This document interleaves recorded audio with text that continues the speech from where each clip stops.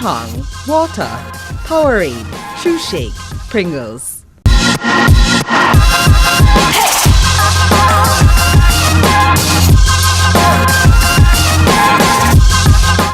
The island is humming again. That unmistakable drumbeat of schoolboy football in December, when dreams sharpen, giants rise, and new stories beg to be told. In the Manning Cup, history has cracked open. Spanish Town rocking as Eltham High chronicle their way into the semi-final for the first time since 2006. A team once written off as spoilers, now stepping proudly into the spotlight as they aim to write a chapter their school has never read before. On that same page, the old kingdom itself, Jamaica College, 31-time champions, a dynasty built on deep tradition, blue blood, and knockout pedigree. Meanwhile, out in the rural area, the drums beat just as loudly. Glenmuir High, polished, disciplined, and burning with purpose. One step closer to where their legacy expects them to be, the DaCosta Cup semi-final. Kemps Hill showing vim, vigor, and vitality in their fight for a spot among the elite. Welcome to High School Pitchside. I'm Janae Robinson. Alongside me is Giovanni Brady and our analyst Daniel Bent. Semi-final beckons as quarter-final excitement unfolds in schoolboy football, and guys, this is what we love to see. It's post the hurricane. A lot has been washed away, and we see football kind of, I wouldn't say re-emerging, but we see talent on display, especially from Eltham High. As in, we didn't call it as our, what do you call it, dark horses of the season, but they're definitely making a statement, and a lot of upsets have happened. So guys, you know, we have to do a little recap. Now we have to talk about what's going on in schoolboy football. So what are your thoughts on the season so far? The season has been very interesting. There's no clear winners as you want it. Teams that we would consider as small schools are now standing up in class and say, yes, I am present. They are no longer absent on the register. And I think it's something good for football, good for the school communities, because based on what would have happened with Hurricane Melissa, it is a good showing so far, especially the KMC that you mentioned and Health High. Oh my God. That wine is sizzling on ice. I'm glad that you brought up Kempsey, because yesterday I was at the game between them and Cornwall College. And you know, when you're playing against teams like Cornwall College, they have like all the history attached to them. 12-time DaCosta Cup champions. You'd expect Kempsey to be a little bit timid. You know, timid. When I saw the boys perform yesterday, I was just like, okay, this is not the regular schoolboy football season. Smaller schools, or schools that we don't hear about every year, are now putting themselves into the conversation, and I love to see it. Even talking to the coach, he was just like, I believe in these boys 110%, and you know, when you have a coach believing in you, that's the best thing. To kind of rubber stamp what you guys are saying, none of the teams that are in the finals of the Manning Cup or the Costa Cup, I mean, McGrath is still in the competition, but it's looking unlikely for them to go through. They need America to go through. So none of the teams that went to the finals last year, 3 of them are already out, and McGrath are on the brink. And McGrath is actually out. Yeah. Because they would have lost 2 games. Yes. The point is, all the teams are basically out of the competition. So it kind of shows you that this year is prime. Now you have your Eltham, your Kempsey for new blood, you know, new big dogs to arise. And as we talk about big dogs, we have the likes of Jamaica College still in the conversation, but even for them, they have and Glenmuir, but even for, for Jamaica College, they have a similar narrative to what Gia was explaining a while ago, because last year, they weren't in any semi-final position. They were in the Walker Cup. So things have completely changed, and this is, well, as for me, this is what I like when it comes on the storyline behind it all, and just getting to write a different story. As I would have mentioned earlier, that's what I like to see. So you can go ahead. No, go ahead. I would have gotten an opportunity to go to the Eltham Vauxhall game. Oh, nice. That was a game at Prison Oval. I asked the coach, who was he? Was he going to be the prisoner or the warden? And they said at the end of the game, you will see, you know, and the tactical employment by the coach against that Eltham used against Vauxhall, it really worked. They went route one from the get-go, winning the second and third ball. It was a really tactical battle. Definitely. And I'm glad that you brought it up, because we last week in Pitchside, we had the opportunity to talk to Coach Kyle Butler, who is at Vauxhall. And yes, he has a relatively young team, but he's very confident in his boys. I mentioned that to say that Eltham is kind of going about things as if it's normal. It's normal. Yes, it's normal. Yes. And that's kind of what stood out with what you were saying a while ago. But we will talk more about Eltham High as the show progresses. Now we turn to Tuesday's action from Zone A. Jamaica College and Charlie Smith both needed a win to advance to the last four. While Charlie Smith have been one of the season standout teams, JC's championship pedigree rose when it mattered. The 31-time Kings took control, took their chance, and booked their spots in the semi-finals. Here's how it unfolded. Got it done. Started with this goal. A phenomenal bit of football by Jamon Lyle, twisting and turning, and decided to go for the shot, and it worked out in their favor. It was 1-0 in the 6th minute. Charlie Smith, they had a few chances of their own. This was the first one, and that one kicked right to Michelle Dennis. Berger, he was obviously the go-to man for Jamaica College, and he didn't supply much for them. That was his first attempt. This was another one that he had that should have gone into the back of the net to make it 2-0, but it didn't work out. Charlie Smith, we're not able to clear this one, create anything from this one, and Jabari Howell, with that first touch, was able to create something spectacular, dancing past one, getting past the goalkeeper, and into the back of the net. That was his 8th of the season. And so it continued. Jamaica College, it was all them from there. Another lovely bit of football. This one coming in from Howell, trying to find Lyle, and he wasn't able to bury that one. Should have been 3 before the half. Second half now, and about 5 minutes in the 49th minute, Jamaica College had their third. Again, that man, Jamal Lal, who finished with 2 in this game. And that wasn't all. Jabari Howell, who also had 2 in this game, completed his brace in the 57th minute with that good goal there.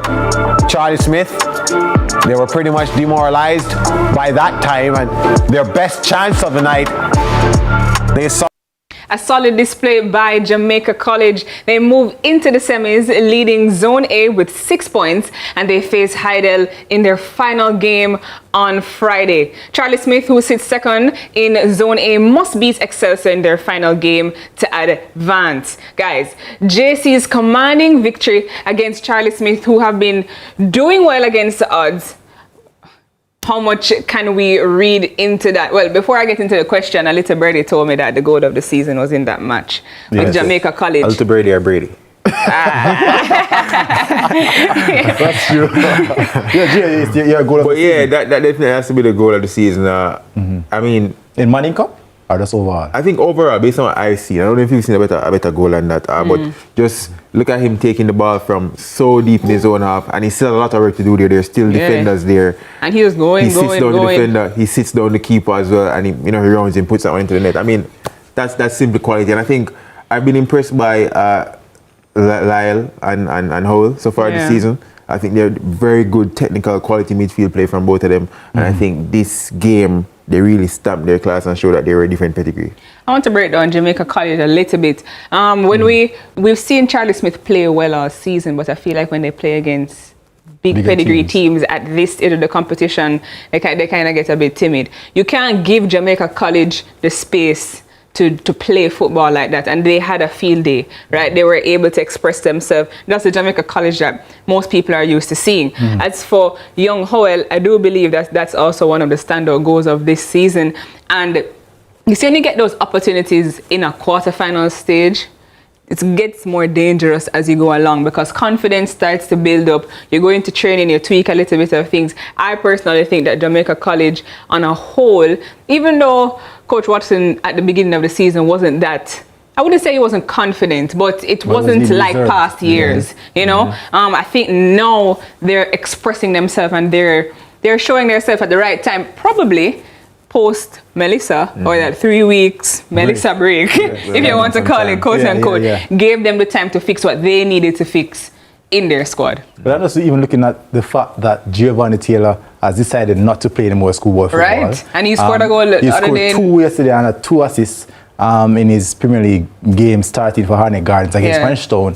Then just look at the scariness if Giovanni was playing. Lyle and Jabari. And I just want to zoom in on Jabari's development from under 13, which I worked with him at Waterhouse. He was a winger. Yes. And then when he transitioned over the years to Ligani United, Ballers, which are JC affiliated, he was turned to a central midfielder. And his development now rising, moving from there to now Mount Pleasant, a week ago came on late in the game, provided assists to Maggie that won Mount Pleasant the Caribbean Cup Championship. So his development this season has been so impressive that I think if he doesn't play well, I don't think the team will play well. Guys, we could talk about schoolboy football forever, but it's time for our first break on high school pitchside. We continue with the Manning Cup discussions right after the break.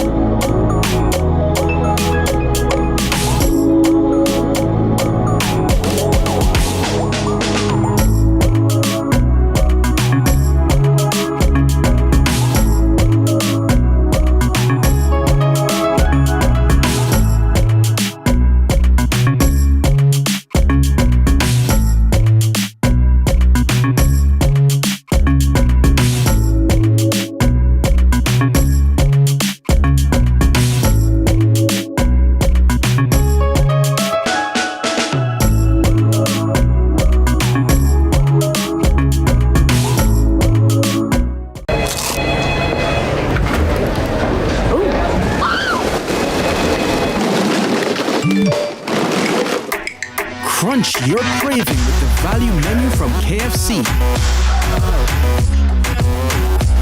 With combos starting at just $620. KFC, it's finger licking good.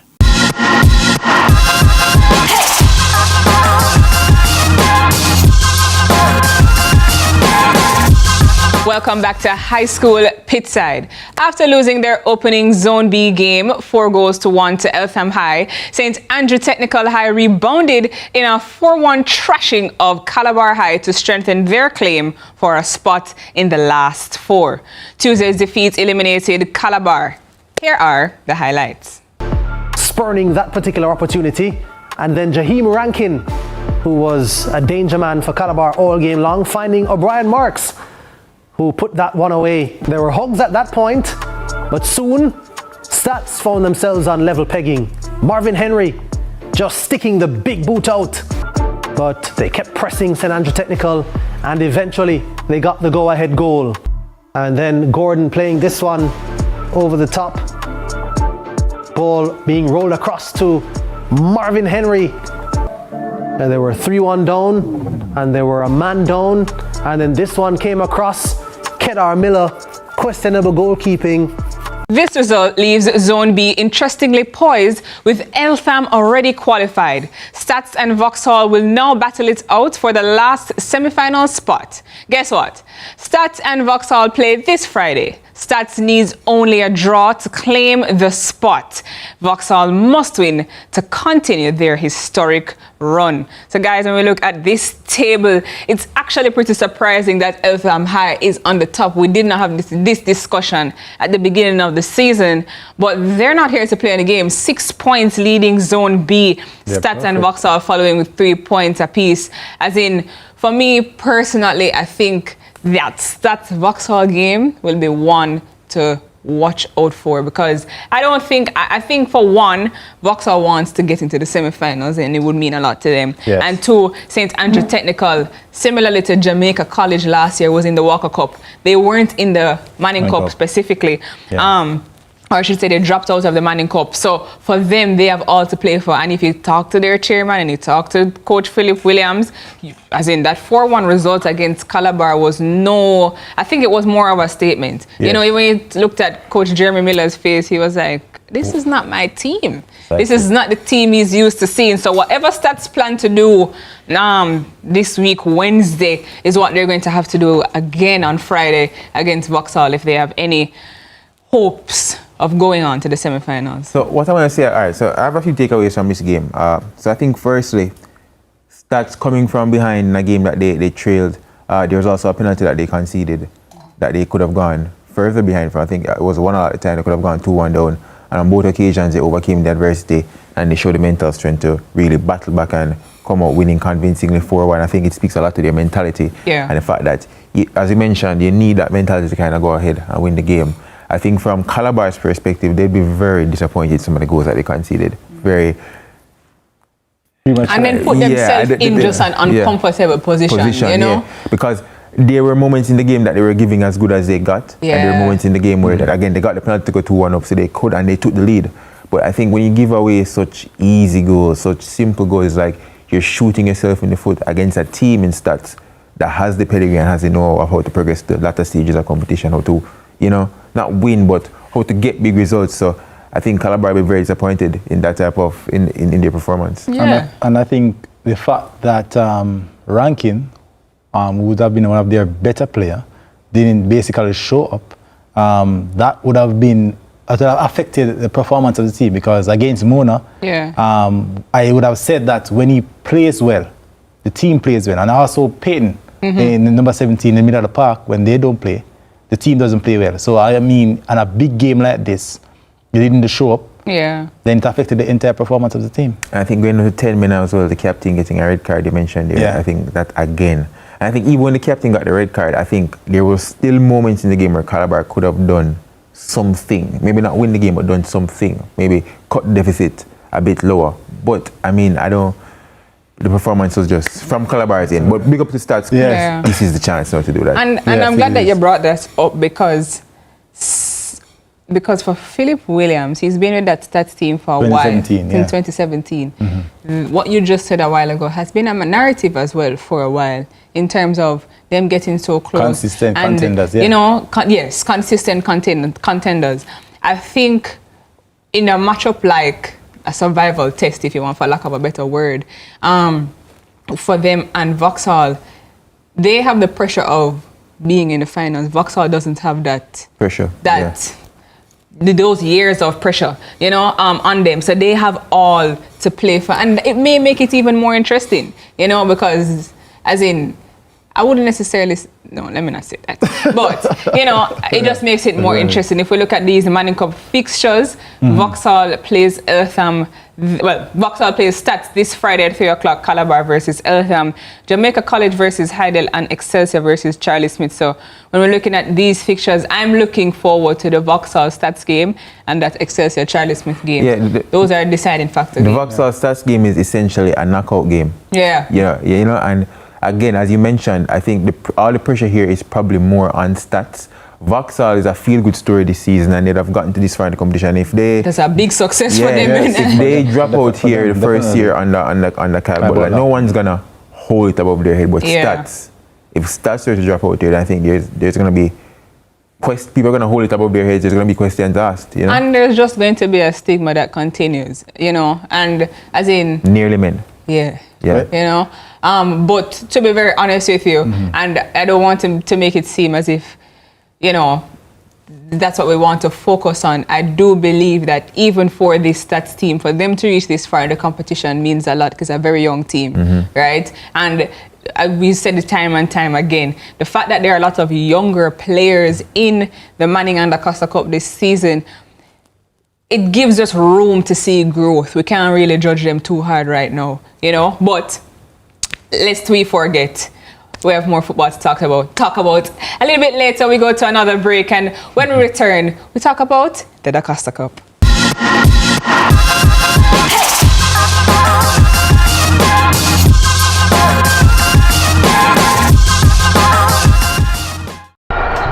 Team, we need to pass the ball quicker, much quicker.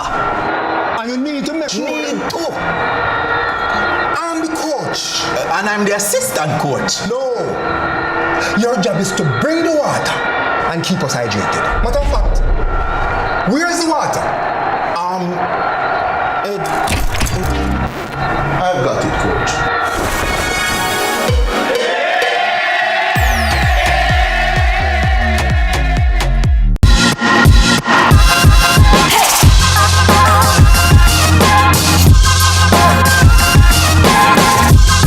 Welcome back to high school Pitchside, and now we shift our attention to the DaCosta Cup. Title favorites Glenmuir High have increased their chances of the DaCosta Cup success this season by moving a step closer to the semi-finals. On Tuesday's 4-0 home win over McGraw High means Glenmuir have now eliminated both finalists from last season. They beat Garvey Maceo to dethrone them as champions in the round of 16. Now let's take a look at the DaCosta Cup Zone 1 group. They lead Group 1 with 6 points. Glenmuir haven't just been winning, they've been winning with structure and identity. Is this their most complete team in years? Some may ask, as in, we talked about it in the Manning Cup with Eltham, but for Glenmuir, as in to knock out Garvey Maceo, and just, they're making big statements this season considering a lot of the conversations that we've had before with them on, on shaky terms from time to time. But to lead this group with 6 points following Kemps Hill and Cornell College on 3 points apiece, and surprisingly, as in, I don't know, Gio says that McGraw can go through. I don't know. But they're on 0 points. Me, my maths is off. I think. Yeah, your maths is totally off. Doesn't McGraw play Kemps Hill? Does that go? And if McGraw beat Kemps Hill, them get 3 points. If they were supposed to play, the maths is just off. But anyways, let's just go back to Glenmuir High. I think, the question was if this is one of the best teams that we've seen in years. As in... One of the best Glenmuir teams? Yeah. Our best teams in general? Glenmuir teams. I think maybe they have been more I think the team year before last year, the team that won the first Champions Cup. That team was a team for me. Yes, I really like that team. I think that was probably I think that team was a team that people thought were going to... but that was the team the same with Lenny Hyde when with Kaim and Malachi Douglas. So they were up against some real pedigree that year. So I like that team. I think they had that, I forgot the name of the D-mid, it's White. Jason White in defensive midfield. So I really like that team. But this season, this team, you can only compare it against what is there in the competition. And I think what is there in the competition, this team is better than whatever else is in the competition this season. Yeah. Well, well, I want to just give my opinion on the Glenmuir team. I think that considering what they experienced last year, they don't want to experience that this year, and they're showing everybody that they don't want to experience it. Whatever they have to fix in their camp specifically, as in, I think Andrew Peart has that covered. That's not, I don't think that's for us to worry about. If he gets into the positions where he needs to play, like semi-finals, finals, we're going to see his class, and I think we're going to see it, the boys on display with it. But for sure, I do believe that it's not, I agree with your sentiments about Champions Cup. That Champions Cup team was a better Glenmuir team than now, but I think they have a lot more to play for. And I think there's more collectively as a group, they play really well together. And I think there's probably more expectation on this team because, again, a lot of people have them penned as quote-unquote best team in the Costa Cup. So I think there's more expectation that, okay, this is the team to beat. This is the team that should win. What does Astets or Dentil or whoever else comes out or whichever other group has to say about that, we don't know. But I think this Glenmuir team is the team to beat. A player that for me, that has been bringing a lot of headlines is young Edley. He's the number 15 player centre back in the Glenmuir team. I remember him scoring a beautiful goal against Garvey Maceo, and they won 5-2. So I think years gone by, Andrew Peart has blemished young talent from early because it's a mix of youngsters under 14 and the 16s. So when they get a taste of this Acosta Cup, the continuation, they're doing so well as well. And the continuation of the success will just continue. Yeah, definitely. That's what I think. Well, I share similar sentiments. I think for just the Costa Cup on a whole, when you're able to knock out the teams that people also, so separate and aside from Glenmuir being a standout team, you had Garvey Maceo in the conversation, you had McGrath in the conversation, you had all these other schools that, you know, they were performing last season in the conversation. When you have them, not Glenmuir knocking them out, you change the whole script. But while they are close to a spot in the semi-finals, Glenmuir are not there yet. A draw against Cornwall College in their final game will see them through. Cornwall, who hosts Glenmuir on Saturday, must win and hope Kempshill fail to beat McGrath, who are already eliminated. This dynamic was set up when Kempshill stunned Cornwall with their 3-1 victory on Wednesday. Here are the moments. The first goal coming in the 15th minute. Greg Hamilton serving up Robert Donaldson this one after a lovely thread through by Jordan Faulkner. That was 1-0 at that point. And they were indeed loving it and showing that they came to play. Hamilton turned scorer. And 3 up they did when Daly converted this chance in the 30th minute. But eventually they would get a chance, get the goal. The shot initially from Shaquem Gibson, crashing off the crossbar, but the 22-goal man was there to clean up. Yes, guys, earlier we had some conversations about Kempshill making their dominance this season, but to be able to defeat Cornwall College, and I'll say it again, is similarly to how Glenmuir is making a stamp by knocking out teams. Kempshill is making a stamp by winning games, right? And winning games by margins. You know, it's hard for Cornwall College to come back after that 3-1 victory. I want to just delve a little bit deeper, and I know Daniel will go more in depth on it. But young Shamar Daly, when I spoke to Coach Mitchell before the match, he was saying that that's the best player in schoolboy football. And that's a very bold statement to make pre-match. You don't know what they're going to do yet. You're just hoping and wishing for the best. You're just trusting what has happened in training. For him to make that statement and then to see Shamar Daly almost control the whole game and score, making big statements for Kempshill, and I'm excited to see what they have in store this weekend. There were 2 players. There was Daly and then there was Hamilton, both wingers playing high and wide. During the commentary, I mentioned that kind of remind me of Salah and Mane.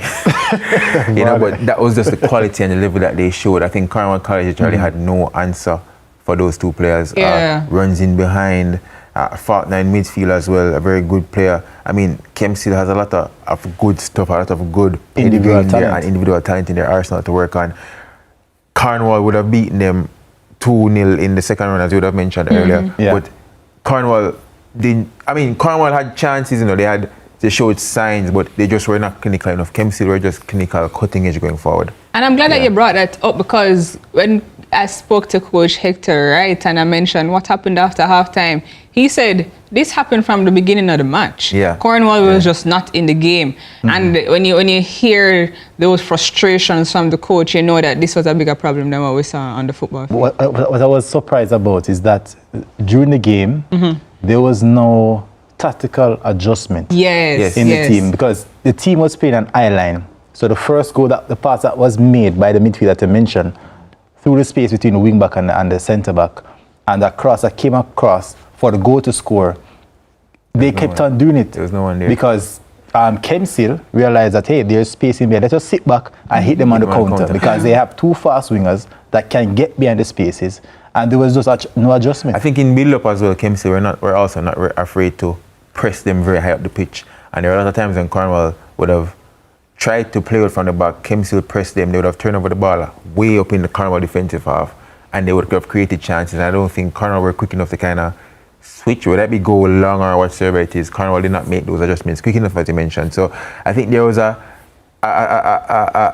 element of being out-coached there, Hector, right, by Coach Mitchell, and that's something good to see in schoolboy football. It shows the quality. Would you then say that the consistent change of coaches, because they remember that Theodore Tapper Whitmore was a coach before, and now Hector Wright So that continuity as it relates to persons and helm, would you think for maybe it would have affected the program in itself? Here's one thing for as it relates to Cornwall College, they have taste and they have class because they only hire coaches with very good pedigrees, right? So whether it was Tapper or Coach Theodore Tapper Whitmore or Hector Wright, I think yes, coaches changes will affect students, but to an extent. Yeah. You know, I don't think at this stage of the season they wouldn't have some dynamic with the coach unless there is actually a problem. I think it's maybe been a one-off game, but yeah, I think it was just a one-off game because even when you looked at Coach Hector Wright, you could see a bit of frustration, like something was off today. You know, not like this is Cornwall College. You know, that wasn't the vibe you're getting from him. It just looked like a little bit of frustration. I need to go in the locker room and get it right again. Yeah, well, meanwhile, in Zone 2, St. Elizabeth Technical and Dint Hill Technical are just a point away from the semi-finals. Both teams will meet in their final group game on Saturday. Stets moved to the top of Zone 2 with 4 points, leading Dint Hill on goal difference. The zone is still open, with Clarendon College and Christiana still having a chance to make it to the semi-final when they play on Saturday. Let's look at the full breakdown of the zone. This is Zone 2. Stets leading with 4 points, Dint Hill Technical with 4 points, Clarendon College with 1 point, Christiana with 1 point. Now, I know this group is going to be there, close and dear to Giovanni's heart because, you know, Christiana is in that group. But Stets, when you talk to Rambo at those matches, Stets, I don't know what it is down there, you know, but as in, they're looking good right now, right? Followed by Dint Hill Technical, Clarendon College with 1 point, probably surprising a lot of people. But we've had this discussion already. Young team, they've just had a change in coach. As in, when I talked to Coach Devon Anderson at the game, which so much matches, guys. I can't keep track. I think you spoke to him at the Stets. Yes, at the Stets CC game. He said that he believes in these boys to the end, but something just didn't go right today. And that's probably what's affecting him. He also mentioned that the group of boys are very young, right? But these are just a group of boys that he believes in to the end. When you have a coach like that, I think that we don't need to watch for Clarendon College this year, but watch out for them next year. Because once you gel with the coach and the coach gel with you and you understand his philosophy and you get it, right? It's over. It's over after that. As it relates to Stets, I would have said earlier in the season that I think based on the team that they would have had, they would have made it at best to the quarterfinal round. But based on they're sitting at the top of the table, there is a little spark of dust that is saying that yes, Stets can definitely move on to the semi-finals just by winning their final game. Dear, one of the fans came to me. You heard him. One of the fans came to me and was like, "Can you please go to Giovanni Brady?" Because he counted out CC and Stets. No, he's a CC man. He's a CC fan. Yes. He counted out Stets and CC, and now we're here, blah blah blah. So Gio, I think you have a little bit of explaining to do because the fan was very displeased with your thoughts. 30 seconds. I've never said that CC is a horrible team. I have the same thing that you are saying, that CC is a young team, they're a young coach, and they're going to need some time. But I don't think CC is a horrible team. I think the fan may have misunderstood what I'm saying. No hard feelings. Clarifications. CC nation all the time. So he corrected himself. Well, guys, we've seen a lot of things going on in the Da Costa Cup, and this Saturday will be very, very, very interesting. As in, there's going to be, we have the Ben Francis going on, we have the Walker Cup going on, but for the Da Costa Cup, I don't know if you guys are seeing it this year, but it's very interesting, you know, seeing these teams come up and express themselves. And I think we're going back to St. Elizabeth on Saturday, so can see some more Stets if anything. But after the break, Stets and Dint Hill, my producer is telling me we have that matchup on Saturday, so it's going to be even more exciting considering how we've seen Zone 2. Everybody need a point right now. Everybody wants to go to the semi-finals. Everybody wants to go. But after the break, we have more High School Pitchside for you. Stick and stay.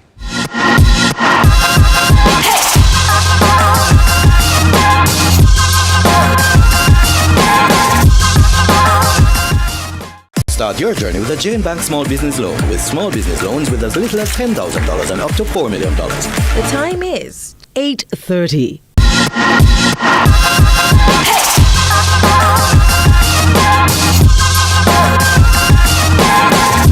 Tonight on Team Talk, we shine the spotlight on Eltham High, the surprise package of this year's Manning Cup. They've reached the semi-finals for the second time in their short history. A remarkable run fueled by determination, grit, and some eye-catching stats. Eltham scored 55 goals this season, boasting one of the tournament's most efficient attacks, while conceding just 9 goals, making them one of the stingiest sides at the back. Spearheading the charge is Santana Headley, who already netted 15 goals this season and thrives in pressure moments. Can these underdogs go all the way, or will history's weight finally catch up to them? Let's break it down. For me, what stands out a lot is the fact that they've only lost 2 games, right? As in, with all my years of watching schoolboy football, I've never heard Eltham in the discussion so much. So to lose 2 games means that something's going right in Coach Headley's program. I know that Daniel may know a little bit more about Eltham High. You can just talk to me about what do you think about their progress this season? Because we didn't have them in our dark horses. As a matter of fact, they weren't even in our conversation. We were just watching schoolboy football regularly, but now that we're seeing them express themselves a bit more, making their stamp and making it so boldly, showing a lot of character. What can you say about the high school so far? I think Eltham has a pedigree in the sense whereas they may not be the favourites as we would have noticed, but from the group stage, they were in a group with St. Catherine. So, and I've watched them as they come through the different rounds and so forth. I've seen them play, most recently against Vauxhall, and they... And second to St. Catherine. Yeah, and then I was looking at them saying that, okay, this team has some level of pedigree. They may not have the star players as other teams, but individual talents, such as Rowe and Headley, can definitely cause problems against bigger teams. As in, Headley has been very important in this 15-goal run for Eltham High. So for me, I think that I wouldn't necessarily say they need to rely on him, but his presence will definitely matter in crucial moments. Yeah, but especially in the game against Vauxhall, he was normally employed as a striker throughout the season. Yes. And the coach said, hey, in a game like this, you want your physical presence. So he was employed as a defensive midfielder. And he scored the second goal, which won them the game because they won 2-0 against Vauxhall. And I think tactically, how they set up, especially their rest events, they always have himself and the 4 defenders, a 5-man defending in a very low block. So the space that Vauxhall would have needed to run behind with their fast wingers, it was not allowed. Yeah. And they won the first and second ball, so their whole demeanor in that game showed that they wanted it more than Vauxhall. Definitely. Eltham High have been solid in both attack and defense this season. How would you describe their tactical style and approach in knockout games, especially as that's the point of the season that we're in right now? Long ball, win the first ball, win the second ball, and when they get it, use the width of row to penetrate teams. So basically, that has been their tactic over the season. They're not a team that will knock the ball through the central areas of the field, but as long as they get it tall, they have the bodies to win those aerial battles, and they can hurt teams also from set play, because their first goal was from a set piece in the Vauxhall game. And I'm glad that you're bringing up goals, because as in it takes goals to win these matches, and to be able to be grounded in both attack and defense is a quality that you want. Sometimes you have teams that is just the attack that's solid, or the defense is what they rely on to save them from conceding goals. But to be able to have a balance between the two, do you think that this will be the key just in helping them to make a historic run? Yeah, I think so. Season? Having a balance in both attack and defense is something that you need to win titles, because defense win titles and goals win matches. So yes, Eltham can score, but defensively they are very sound. They defended as a team. And what was very impressive for me, especially in the Vauxhall game, that they actually reached the venue late, like little bit, literally like half an hour to go. But they came out and they got ready and they got in ready mode for the game. And their demeanor throughout the game, when they got the first goal, they said, okay, let us relax, let us take control of the game. Got the second goal, and it was basically lights out for Vauxhall. So I'm that interested. perfect balance Yeah. within the game, based on what I saw, was very good. I'm interested to see them in high pressure situations with a lot of fans and a lot of pressure on them, just balancing both attack and defense. But Eltham are already through from Zone B. Now, there's a battle for the second spot with Stats and Vauxhall facing off on Friday. This is going to be a very interesting game. Well, as in, we had a little bit banter about it earlier, but how do you see this one going? Because, as in, my dibs, actually, how do you see this one going? I'll ask, who do you think is going to after? I think Stats going through. First nice. Answer it first. Yeah. I see Stats going through. I think Coach Philip Williams has a level of experience. I think while the team is young, there are individual players in the team who would have been used to, who would have played schoolboy football before. It's not a totally fresh crop of players. Vauxhall is a bit of a newer unit. So I think Stats are the team that goes through.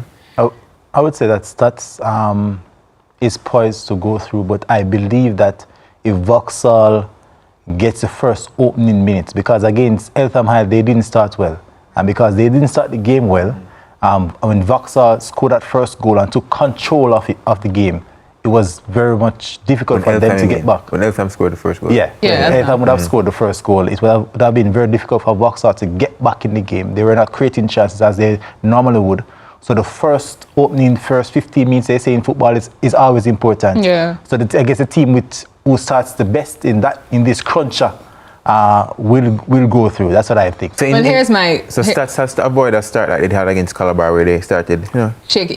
Precisely. Yeah. I remember Stats would have lost to Eltham. So if they played anything that they play like they play against Eltham, they would definitely be in trouble. Here's my take, guys. So I think that Stats coming off of a win just needs to make sure that they do what they did before and better, right? Vauxhall coming off of a loss kind of, I think, has a bit of ammunition to see, especially since they've reached so far in the competition, to see what they need to work on. And if they get those things right, as Daniel said, Vauxhall has a potential to go to the semifinals for the first time.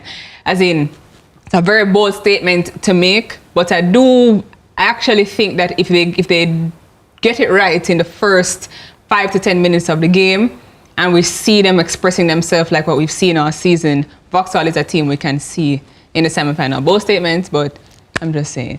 Thank you guys for that excellent discussion. We head to our break with our Powerade hydration tip. Stay game ready. Replace what you sweat out. A few sips of Powerade during play keeps your electrolytes balanced and your energy sharp. Hydrate smart, perform stronger.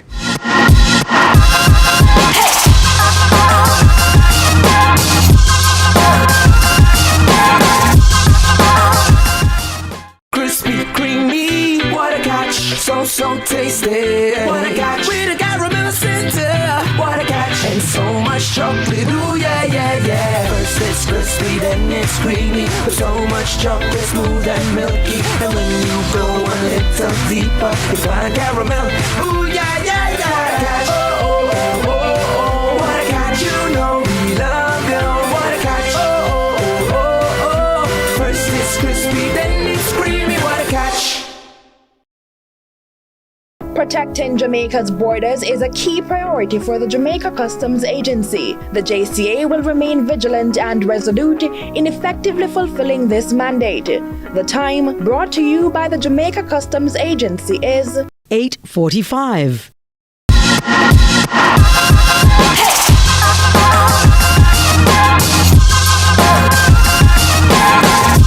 Welcome back to High School Pitchside. We've talked about the Manning Cup and we've talked about the Da Costa Cup.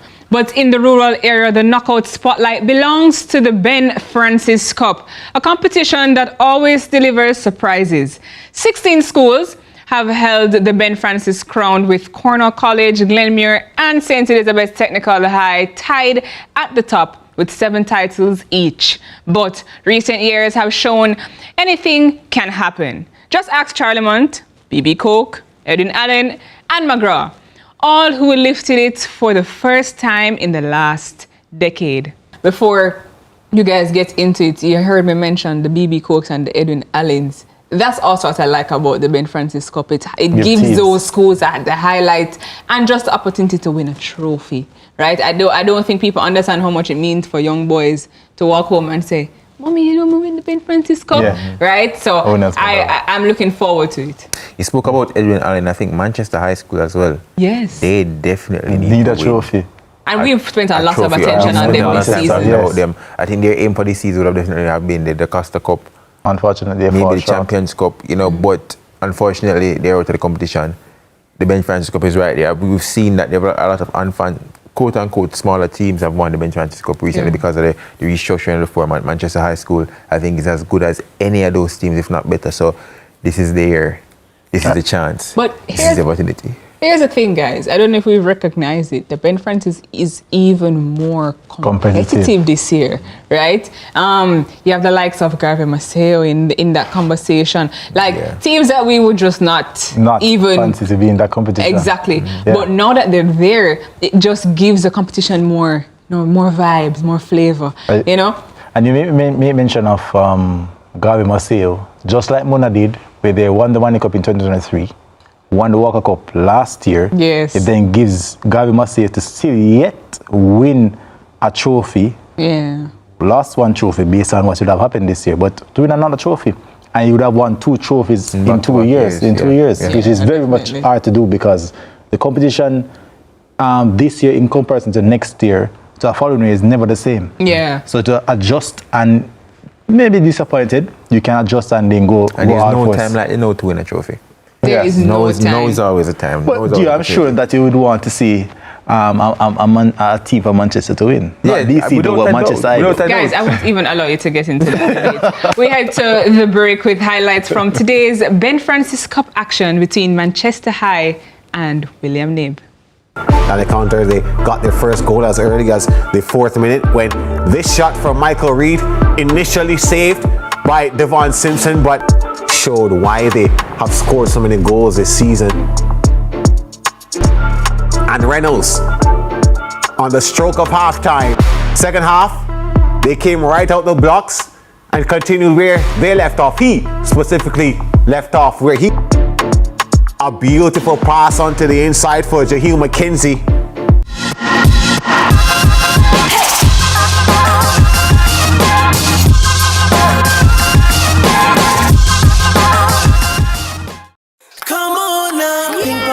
Choo-choo's amazing, taste so good. Feed your cravings, chocolate rich. You'll be craving more and more and more and more. Here comes the craze. Ping pong chairs and choo-choos. Feed your cravings, you know you want to. Now it's a party with ping pong.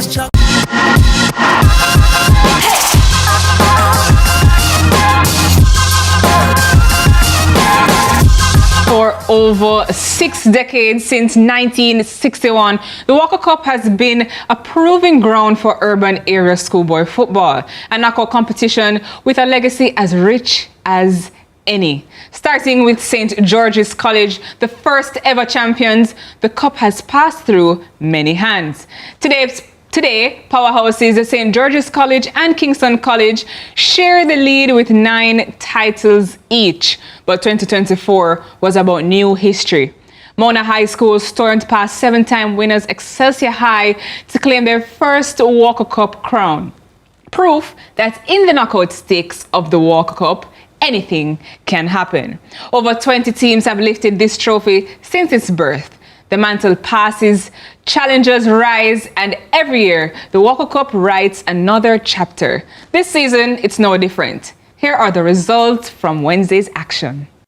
The results from the last sittings: Kingston College versus St. Jago, 4-1, a demanding victory from the Young Purples. And similarly with the boys from Mona High, 4 goals, that result being 4-2, St. George's College with those 2 points. As in, obviously still trying. We've seen a little, we can see from the results a bit of impetus, but Mona winning that one with 4 goals. Guys, as in, I wouldn't say that these aren't results that I'm surprised at. I expect Kingston College to tie their boots and you know, and be ready again. And be ready again. And similarly with Mona High as well. Because even if we were supposed to look at their Manning Cup matches that they got knocked out of, in those matches, they still had class. They still had pedigree. They were close games. So, as in, I'm not really surprised at the Walker Cup. I can only expect it to get more exciting. Yeah, but do you think the unfortunate, I would not say unfortunate, but the surprise resignation of Coach Neville Burtis Bell from the St. George's College Marines is something that probably would have affected the team?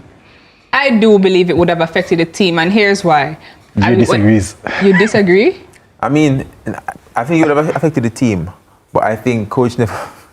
Okay, hold on. Before I give you your opinion, why I think it would affect them. When I spoke to Coach Bell, we did a match at Excelsior High earlier in the season, and he was just explaining how, and this is a similar narrative that he's had since he's been there, where he has that dynamic with his boys, right? Now, whereas I don't think that they would just underperform because he's not the coach, right? I do think it probably would affect some of them, because when you see your coach on the sideline, it's just a different, you know, energy that he gets, level of belief. But it probably would have affected them. But they also are playing against Mona High. Let's not forget. Different in champions. As in, do you feel like Craig and the rest of the team would want to not win the title as well? You get me? I think that those boys are just as talented, and I think that they want to win. They want to win a cup. I know for a fact that it probably sting them a little bit to not advance in the Manning Cup. So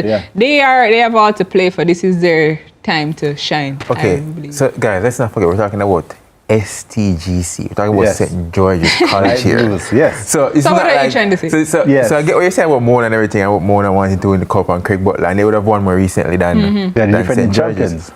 But we're talking about St. George's College here. We're talking about a big team. But his question was, do you think that it's... Okay, so that was response to your question. To your question regards if you think it would have affected them, I think, yes, it would have affected them. However, throughout the course of this season, STGC has been, quote-unquote, underperforming. So I think this result was probably in the pipeline coming, even regardless of if... Okay, I see where you're... I can agree with was that. there or not. So yes, it may have affected the players, but STGC has not had a vintage season, neither this year or even last year. It's been probably the last 2 years since they've had a really good season. I think the year before last, they made a run to the semifinals. Yeah. Since then, they've kind of been tapering down. And I don't know if that's a part of the reason why Coach Bell, if there's something internal why Coach Bell decided to leave the job or whatsoever. Yeah. But I don't think him leaving right now is the sole reason for this particular loss. And that's not what I'm saying. I don't believe it's the sole reason. I just think that it probably would have affected the boys a little bit.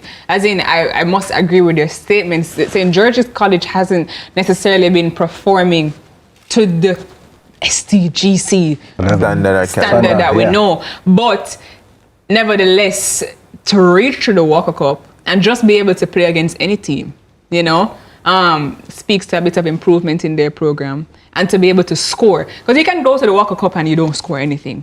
But you score 2 goals, they score 4 goals. It shows that the program is improving a little bit. And unfortunately, we don't have any more Never Bell. As in, we've talked a lot about the Walker Cup and all of the happenings in it. Coach Never Bell leaving STGC with immediate effect after the Manning Cup last week.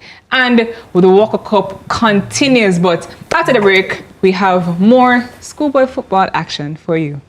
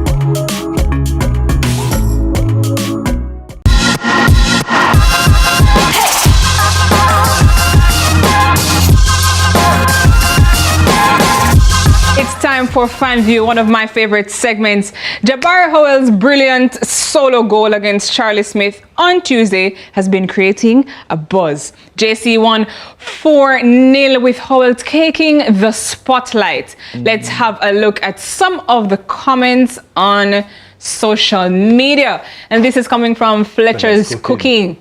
He said, imagine we had a proper system of developing youth football in Jamaica. Our kids would be able to play in any top league.